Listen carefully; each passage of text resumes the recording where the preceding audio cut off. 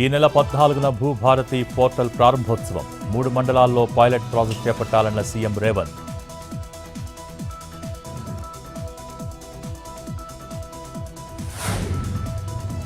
తమిళనాడులో చట్టంగా మారిన 10 పెండింగ్ బిల్లులు సుప్రీం ఆదేశాలతో గవర్నర్ అనుమతి లేకుండా మార్పు.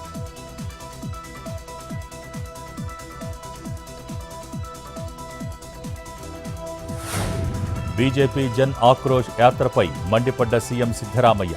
ఆ పార్టీ నేతలకు మర్యాద లేదని మండిపాటు.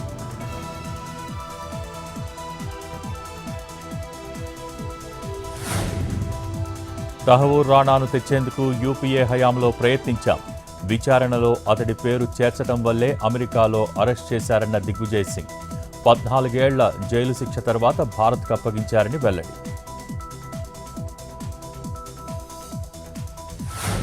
రాజ్యాంగాన్ని బీజేపీ బలహీనపరుస్తోంది.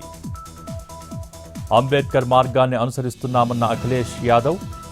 తద్వారా దేశాన్ని బలోపేతం చేయడానికి కృషి చేస్తున్నట్టు వెల్లడి.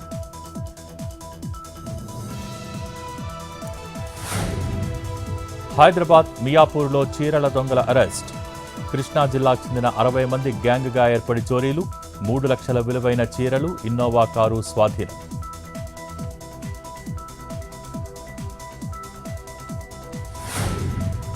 జమ్మూ కాశ్మీర్లోని చెత్రూలో ఎన్కౌంటర్.